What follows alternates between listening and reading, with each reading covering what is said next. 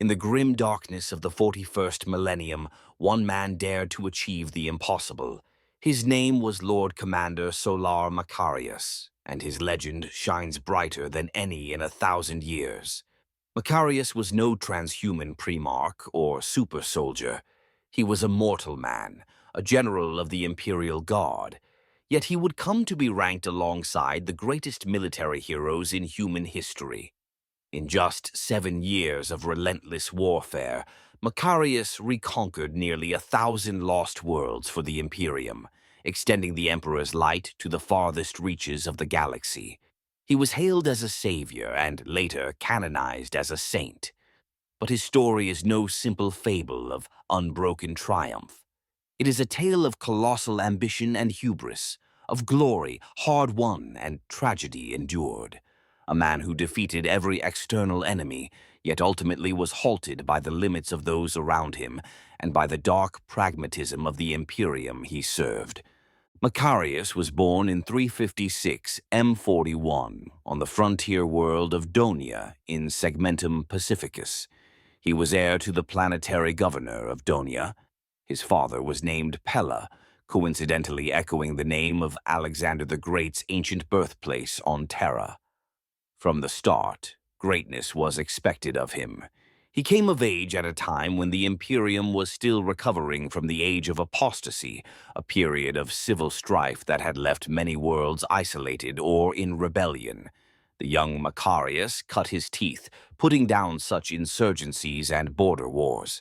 By his early 20s, he had risen to the rank of general in the Astra Militarum, known for decisive action and bold strategy that set him apart from his peers.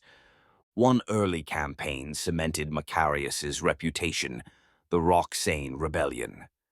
During that conflict, Macharius's forces not only crushed a dangerous uprising, but also rescued the life of Lord Commander Solar Phillips, the overall imperial commander of Segmentum Solar, who had been ambushed. Phillips, grateful and impressed, recognized Macharius's brilliance. He took the young general under his wing and eventually named Macharius as his chosen successor.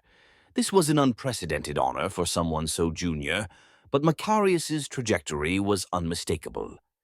In 386 M41, Lord Solar Phillips was killed in battle, felled during the Lamort landings. In accordance with his wishes, Macharius inherited Phillips's title and command.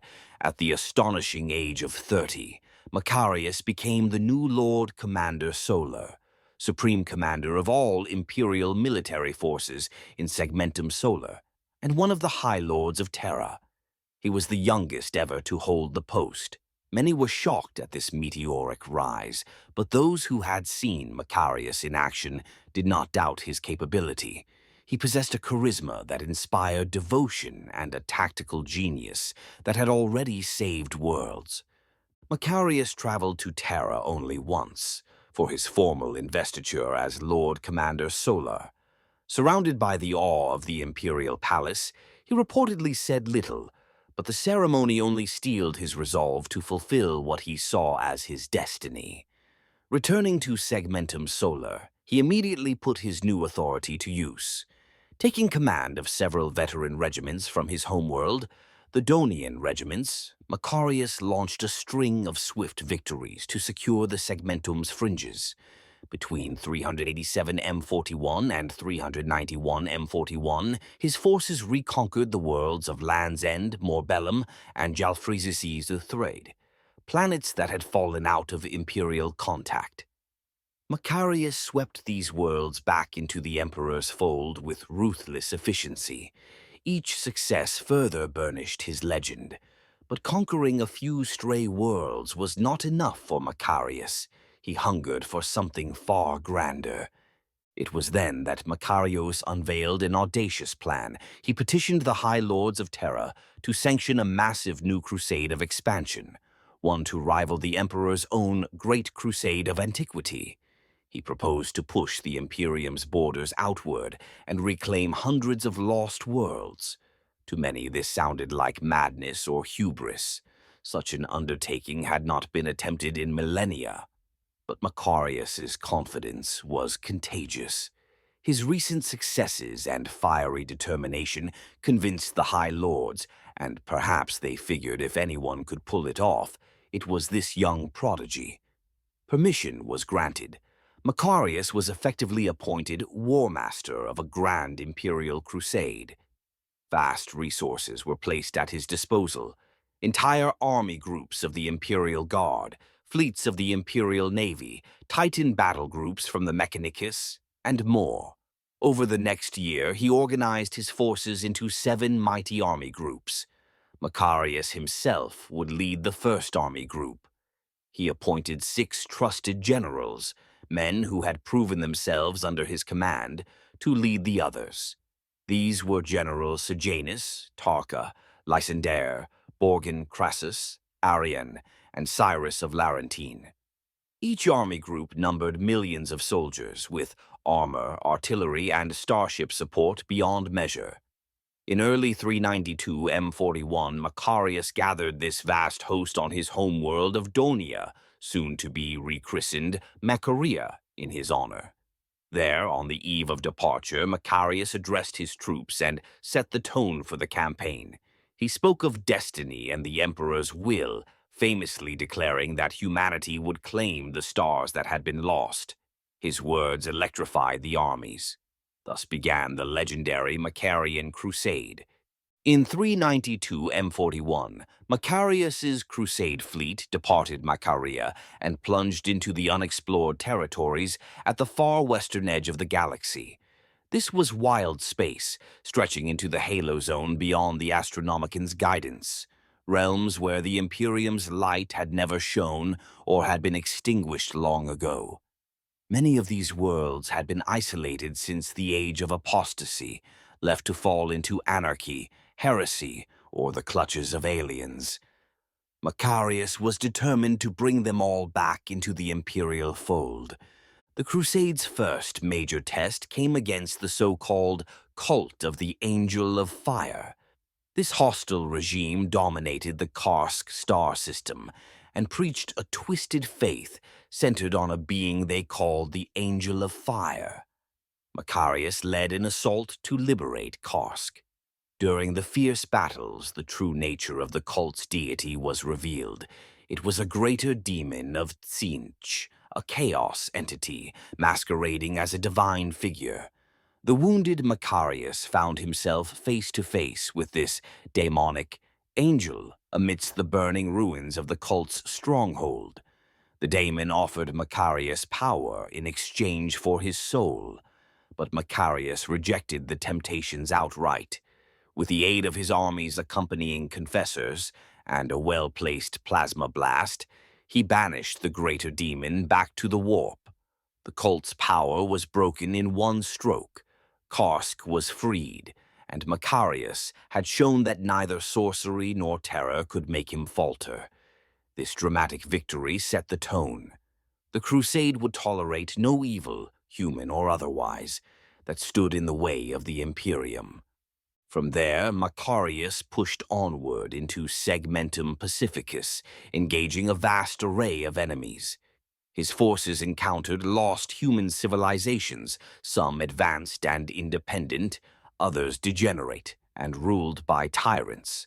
They confronted belligerent xenos empires, marauding Orc warlords, Eldar pirate fleets, heretical chaos warbands, the full menagerie of threats lurking in the darkness. No matter what, Macharius pressed forward relentlessly, adapting to each new foe. On some worlds, diplomacy and show of force convinced isolated human colonies to willingly rejoin the Imperium. On many others, only war could decide the outcome, and Macharius triumphed again and again. It is impossible to recount every battle in detail, but a few stood out even at the time as legendary. In 392 M41, during the first year of the Crusade, Macharius's second army group under General Sejanus fought across the desert world of Persepolis. Persepolis, a hive world lost for 5,000 years, was recontacted and brought back into imperial compliance after heavy fighting in the dunes of its Gedrosia desert. During that campaign, Macharius himself traveling between fronts as needed, discovered the tomb of an ancient Imperial explorer known as Indigiona the Vagrant. Within the dusty vault, Macharius found Indigiona's ornate, winged golden helmet, a relic of a bygone age. Macharius took this helm as a trophy and wore it for the rest of the Crusade, a symbol that even the secrets of the past would bow to the Imperium's new triumphs. In 393 M41, on the world of Zaga IV, Macharius's forces clashed with a company of Chaos Space Marines, traitor Astartes who had been terrorizing the sector. During the battle, a bolter round fired by one of these Chaos Marines struck Macharius square in the chest. Incredibly, the explosive shell lodged in his armor but failed to detonate. Macharius pulled the dud-bolt round from his breastplate and continued fighting, undeterred. The priests at his side proclaimed it a miracle of the Emperor's divine protection. To the Crusades' soldiers, this was further proof that Macharius was blessed. Many began to regard him with outright reverence, as if he were a living conduit of the Emperor's will. In 395 M41, the Crusade fought a bitter campaign on the industrial world of Thoth. There, General Arrian's 6th Army Group became bogged down against dug-in heretic rebels. Macharius arrived with reinforcements from his 1st Army Group and executed a brilliant flanking maneuver, breaking the deadlock. The last enemy bastion fell shortly thereafter. Thoth's conquest showed a pattern. Whenever Macharius appeared on a battlefield, the stalemate would break and victory swiftly followed. One of the toughest challenges came from the advanced human realm of Adrantis V. In 395 to 397 M41, General Borgen Crassus's 5th Army Group laid siege to this highly developed, fiercely independent planet. Adrantis V possessed technology and defenses that rivaled the Imperium's, and they resisted ferociously. The fighting ground on for 2 years, becoming a war of attrition that chewed up Imperial regiments at an alarming rate. Crassus lost up to 90% of his forces trying to take the planet's fortresses. Finally, Macharius intervened personally with an extreme solution. He ordered an ancient comet that was orbiting the system to be diverted from its path and directed to impact Adrantis V. In an act of calculated devastation, the comet was guided, via painstaking naval maneuvers and gravity tethers, into the planet. The comet's apocalyptic impact obliterated Adrantis V's primary continent and threw the world into chaos. With their cities shattered and population decimated, the defenders surrendered to the Imperium. Adrantis V was conquered not by trenches and laser guns, but by turning a celestial body into a weapon. This grim tactic underscored Macharius's mindset. No price was too high and no measure too drastic if it achieved victory for the Emperor. Late in 397 M41, the Crusade had to contend with a massive Orc incursion. An enormous Orc, that barreled into the path of Macharius's advancing armies. The Orcs, led by a hulking war boss, brought huge numbers and brute strength to bear. Macharius did not shy away from the green tide. He met it head-on. A series of colossal battles ensued, one of the greatest being remembered as the Battle of Calastin. At Calastin, Macharius's forces faced millions upon millions of Orcs. In the brutal fighting, Macharius was even wounded by the Orc war boss in hand-to-hand combat, a rare moment where his life was in real peril. Yet even this could not halt him. He recovered quickly, some would say miraculously fast, from his injuries and returned to the front. Eventually, the Imperial firepower and Macharius's unyielding leadership ground down the Orc horde. The war boss was slain, and the shattered into disorganized remnants. Imperial scholars later hyperbolically claimed that 23 billion orcs were exterminated in Macharius's campaign against them. Whether or not the body count was that astronomical, it's clear the orc threat was thoroughly crushed.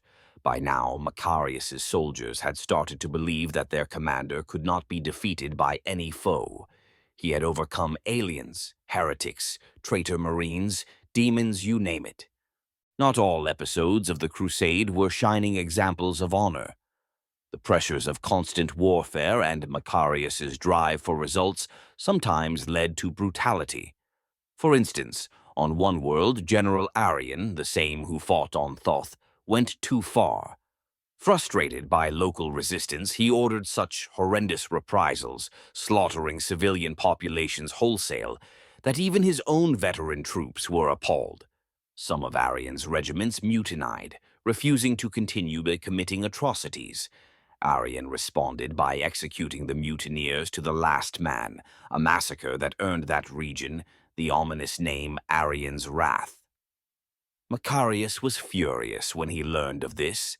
He demanded discipline and piety, not wanton butchery of fellow imperial citizens.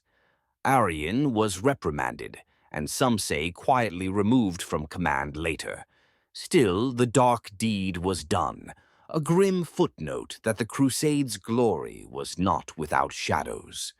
Through it all, Macharius kept his vast forces coordinated and focused on the ultimate objective. He made excellent use of the resources at hand. The Crusade was not just the Imperial Guard. It was practically the entire might of the Imperium mobilized. Over 100 different Imperial Guard regiments took part, drawn from famous worlds like Cadia, Katakan, Talon, and more. These included jungle fighters, desert raiders, hive-born shock troops, a diversity that Macharius wielded expertly, assigning each to battles that suited their specialties. The Imperial Navy ensured space superiority, ferrying armies across the void and bombarding entrenched enemies from orbit when necessary. Several Space Marine chapters lent aid as well, providing elite contingents for critical assaults.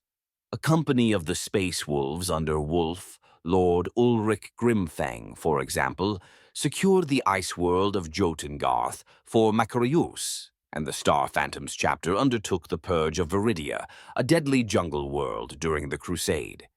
The Adeptus Mechanicus contributed Titan legions and cohorts of cybernetic Skitarii to support key battles. Knight Household, the giant war knights of feudal worlds, marched under Macharius's banner, their nobles honored to fight under the great Lord Solar. He presented those knightly allies with personal battle standards called the Banner of Macharius Triumphant to commemorate their service. In short, Macharius commanded a coalition of imperial power on a scale rarely seen. It had been 10 millennia since the galaxy had witnessed such a concerted imperial offensive. The results were staggering. The Imperium's frontier was pushed outward at a speed and scale that defied bureaucratic comprehension.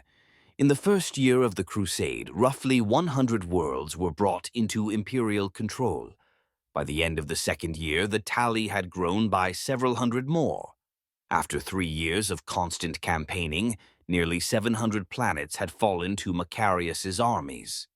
Each success was followed by the work of consolidation.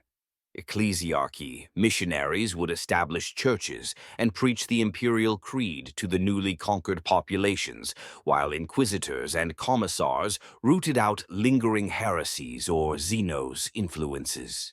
Imperial governance was imposed, sometimes gently, sometimes by force. Many worlds gratefully accepted reunion with the greater human empire. Others required harsh example setting. There were instances of entire cities being razed to cow a planet into submission. Macharius was pragmatic. He preferred a world intact and compliant, but if the only way to ensure no future rebellion was to make a bloody example, he would.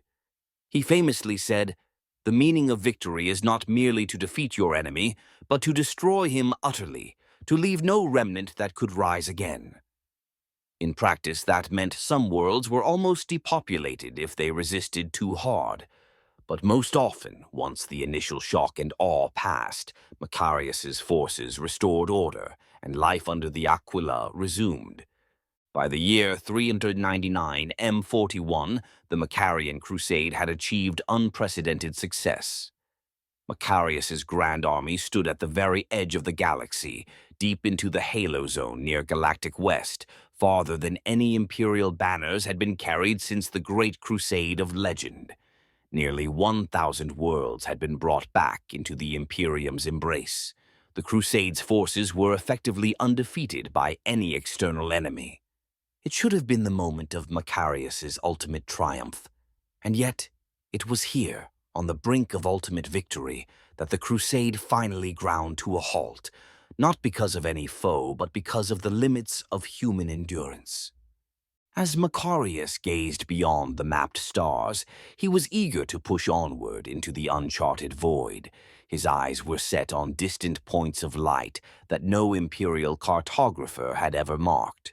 However, his generals and soldiers, the men and women who had followed him through 7 years of constant war, reached their breaking point.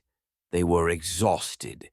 They had been fighting continuously, light years from home and suffering immense hardships on world after world.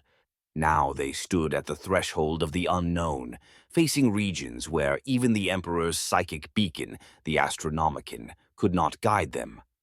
Rumors spread through the ranks that beyond this point lay doom. Navigators might not steer safely, astropaths would be out of communication range, and supply lines would be impossible. Superstitious fear took hold as well. Scout detachments sent into the halo stars had disappeared or returned insane, babbling about ghost planets and stars that whispered curses. The rank-and-file guardsmen, hardened though they were, felt a primordial terror of venturing into that cosmic darkness. A delegation of Macharius's top generals, those he trusted most, finally worked up the courage to confront him. They respectfully but firmly requested that the Crusade stop here and return to Imperial space to consolidate its gains. They pleaded that the troops were at the end of their strength, that pushing further would invite disaster. They pointed out the practical difficulties of waging war beyond the Astronomicon's light, and how the Imperium might lose contact with them entirely. It was, in truth, a mutiny of reason. The generals were refusing to proceed. Macharius's reaction was as explosive as it was sorrowful. He was absolutely furious. He viewed this as a betrayal by the people he had led to glory. According to accounts, he accused his generals and troops of cowardice and lack of faith. After all their victories over tangible enemies, they now flinched at shadows and distance. Macharius's dream was to march forever onward. Being told no at the very edge of the galaxy was like a dagger to his heart. Some say Macharius, in his rage, even wept, not in weakness but in sheer frustration that his will alone was no longer enough. He railed at his assembled commanders, but they stood firm, albeit with bowed heads. For the first time, Macharius could not simply command reality to bend to his ambition. Seething and heartbroken, Macharius had no choice but to yield to the inevitable. He retreated to his private chambers aboard his flagship and closed himself off. For days he spoke to no one. Rumor has it he spent that time in a bitter haze of alcohol, drowning his disappointment in Amasek. The great conqueror, who had been like a force of nature, suddenly fell silent, locked away with his anguish. His officers and soldiers waited anxiously. Some feared he might even take his own life or do something rash. Others whispered prayers that the emperor would guide their lord through this dark night of the soul. He was heard to bitterly lament that he did not have braver heroes at his command, that the heroes of old would not have balked as his men did. At last, Macharius emerged. Gone was the fire in his eyes. Those who saw him said he looked as if he had aged 10 years in a week. In a calm, measured tone, he announced that the crusade was over. The armies would turn back toward home. The war was won. It was time to return and secure what they had achieved. Upon hearing this, the exhausted soldiers cheered for Macharius. They still loved and admired him deeply, and if their beloved Lord Solar said it was time to go back, they celebrated him as the hero who would lead them home safely. The generals breathed sighs of relief. The worst confrontation of their careers was past. But Macharius's personal triumph had turned to ashes. He would comply with his men's wishes, but inside his spirit was broken. He had finally been defeated, not by any xenos, warlord, or traitor, but by the limits of human resolve. The Grand Fleet, now a star-spanning caravan of victorious legions and captured worlds' tithes, began the journey back to Imperial space. Macharius planned to travel to Terra and present the High Lords with the news of nearly 1,000 worlds reclaimed for the Imperium. However, fate intervened one last time. In mid-transit in the year 400 M41, Lord Commander Solar Macharius died. The official Imperial announcement was that he succumbed to a virulent jungle fever, an illness he had contracted on the swamp world of Jucha during the Crusade. The fever had lain dormant and then struck suddenly during the return voyage, taking even Macharius's formidable constitution by surprise. Despite the best efforts of the fleet's medici, the great hero passed away, reportedly whispering the Emperor's name with his final breath. That is the story as told to the masses, tragic but mundane. The truth of Macharius's death, however, is far more sinister and shrouded in secrecy. Over time, fragments of information and whispered testimonies have suggested that Macharius's end was not a simple disease at all, but a deliberate act of conspiracy. Recall the battle on Loki against the traitor General Richter, who had turned to Nurgle's worship. Macharius had indeed been infected by heinous plagues during that campaign. By the time the crusade was ending, those diseases were ravaging him from within. Unofficial accounts indicate that Macharius was suffering terribly on the voyage home, his health in rapid decline, his body failing under the creeping corruption of Nurgle's toxins. The high powers of the Imperium, perhaps an inquisitorial cabal or certain high lords, were faced with a dilemma. Macharius was the glorious hero of the age.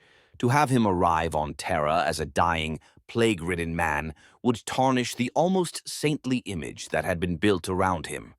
They needed Macharius to remain a symbol of hope and triumph, unsullied by weakness or chaos.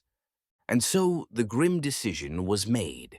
According to hidden testimonies that later surfaced, an agent of the Officio Assassinorum was embedded among Macharius's honor guard. This assassin, identity unknown, awaited the opportune moment. When Macharius's condition worsened to the brink, and he lay bedridden and feverish, the assassin struck. With a swift, possibly merciful poison or blade, the agent killed Lord Macharius. It was a clean death, sparing him the indignity of wasting away and potentially succumbing fully to Nurgle's rot. To ensure the subterfuge remained secret, it's said this same assassin then eliminated Inquisitor Hieronymus Drake, Macharius's chief liaison with the Inquisition, who was either involved in the plot or aware of it. Both deaths were then attributed to the mysterious fever from Jucha. In this way, the narrative was controlled. Macharius died a tragic but natural death. He became a martyred hero at the height of his glory, not a weakened victim of chaos. The imperial propaganda machine could thus canonize him without complication. Only a handful of people ever knew the truth, and they ensured it was buried. Of course, in the Grand Imperium, secrets rarely remain completely sealed. Over the years, rumors of this dark chapter leaked out, pieced together by inquisitive minds and hinted at in restricted archives. It adds a sobering footnote.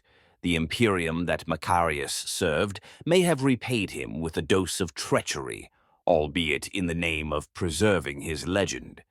Macharius had always been ready to die for the Imperium. In the end, the Imperium made that choice for him. Regardless, the official line held firm.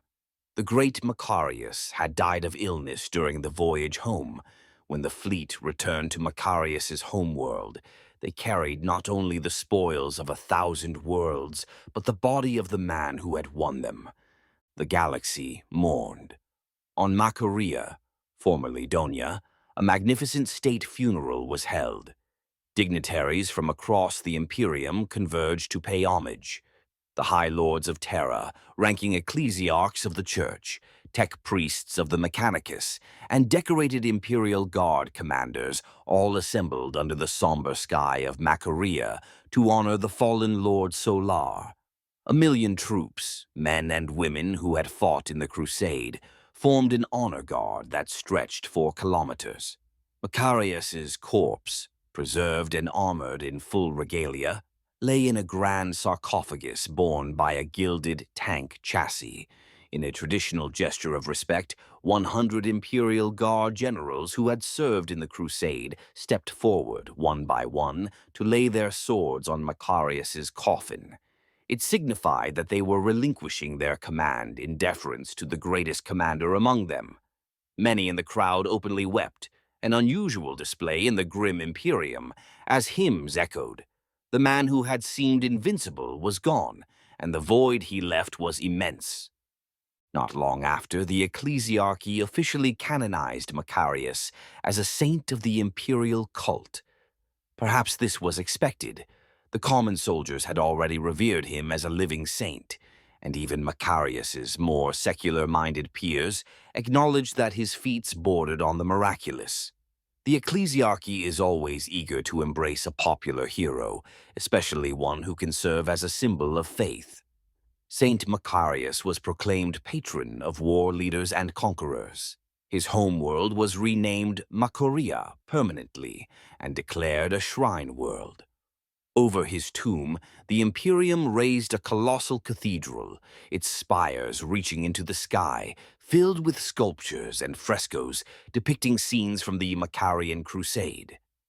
Pilgrims began arriving from across the Imperium to pray at Macharius's resting place.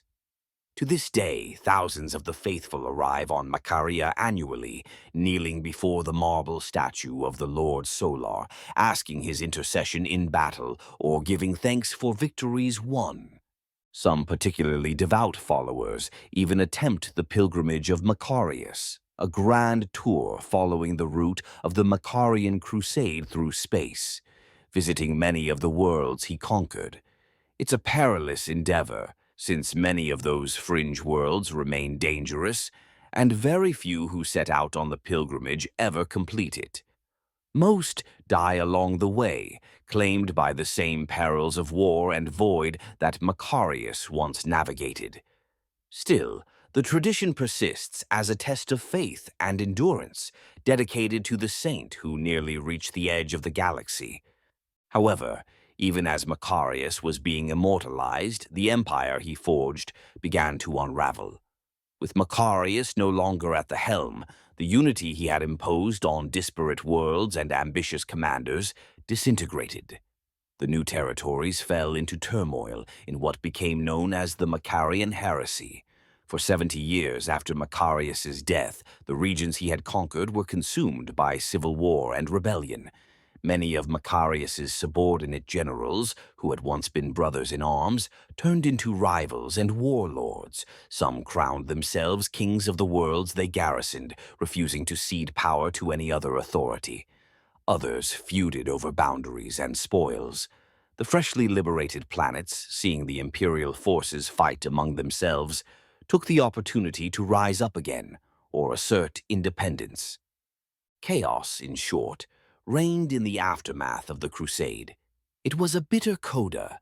Nearly 1,000 worlds had been won for the Imperium, only for a large portion of them to slip away or fall into anarchy when their conqueror was no longer present.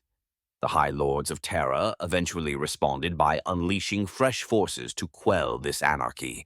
Several Space Marine chapters and Adeptus Astartes strike forces were dispatched in what amounted to a second wave of conquests, but this time aimed at Imperial rebels and recalcitrant generals.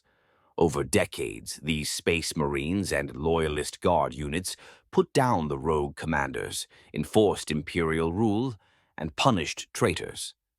By the time the Macharian heresy was declared ended, around 470 M41, stability had been largely restored. Even so, a number of the worlds Macharius had added were lost again, some depopulated by the fighting, others intentionally abandoned by the Imperium as too troublesome.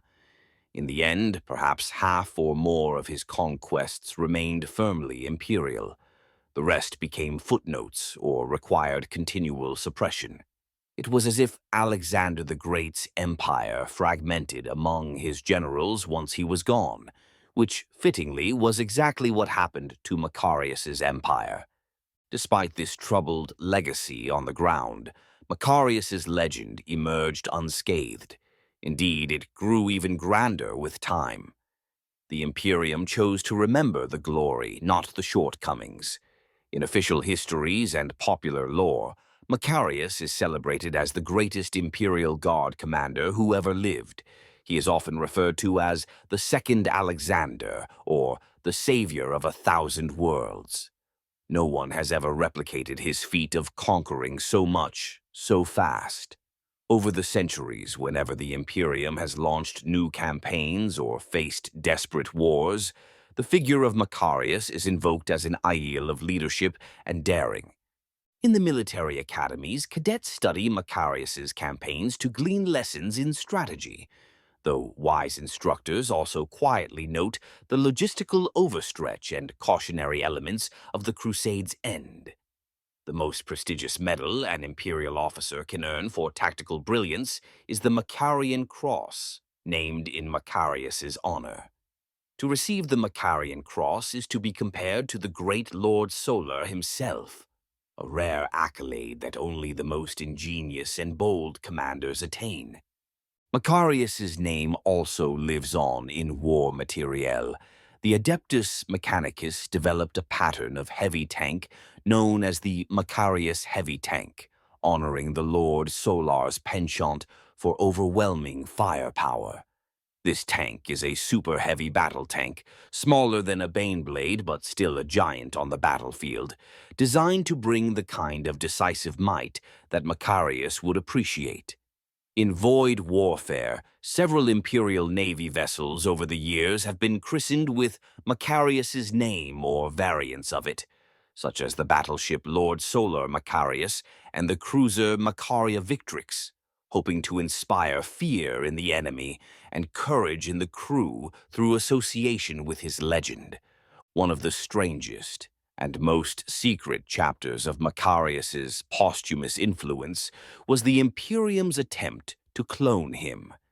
In an experimental program known as the Afriel strain, the genetic template of Macharius was used to create hundreds of clones, with the idea of possibly raising a successor that could emulate the original's genius. Unfortunately, or perhaps mercifully, the project was a failure. Roughly 500 Macharius clones were grown. Almost all manifested unpredictable defects or met with misfortune. A few survived long enough to serve in minor roles. One female clone, Lorei, served in a penal legion and died in combat, for instance. But none came close to measuring up to the true Macharius. Whatever mix of qualities the real Macharius possessed, leadership, charisma, cunning, faith, it was not something that could simply be copied in a laboratory. The Afriel strain program was quietly abandoned, the implication being that Macharius was one of a kind. What are we to make of Lord Solar Macharius? In the final analysis, he was a man of contrasts. He was utterly loyal to the Emperor and filled with genuine religious devotion. Yet he was also personally ambitious and gloried in conquest for conquest's sake. He brought illumination to countless worlds, yet left many in ruins. He was celebrated as a liberator by some populations and cursed as a destroyer by others. In him, the Imperium's noblest virtues and its harshest cruelties intersected. Perhaps that is why he has become such a mythical figure. He represents the Imperium itself, in all its stern glory and tragic darkness. As one veteran of the Crusade dryly remarked, Macharius was no holy immortal. He was a man, a very great man, and in some ways a very wicked one.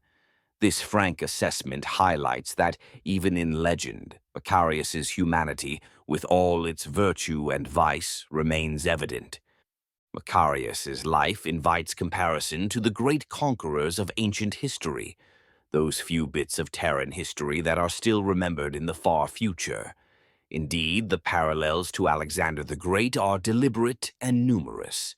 Like Alexander, Macharius was born in the year 356, albeit 356 M41 in Macharius's case, became a general while young, cut a swathe of victories virtually unmatched in scope, and died suddenly before the age of 45 after his troops refused to march further.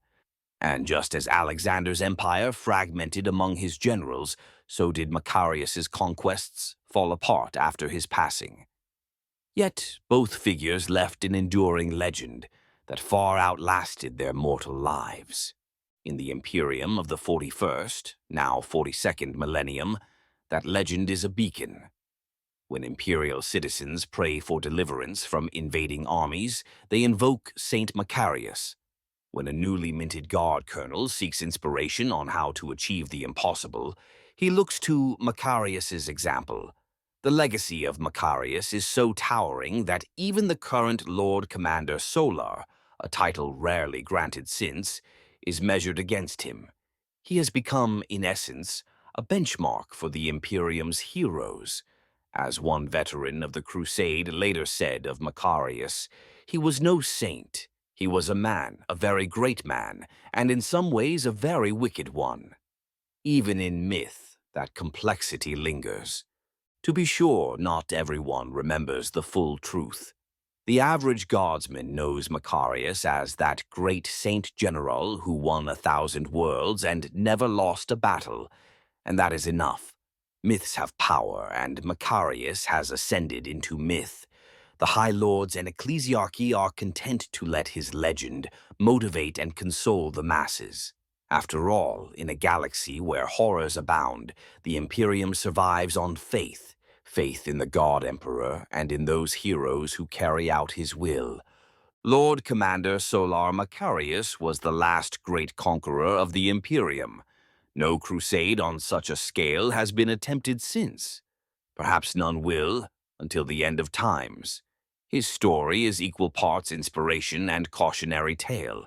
It reminds us that bold action can reshape the galaxy, but also that even the mightiest hero is mortal. Macharius reached for the stars, and for a brief moment he held them in his grasp. Had fate and his own followers allowed, he would have kept going, ever onward into the endless night.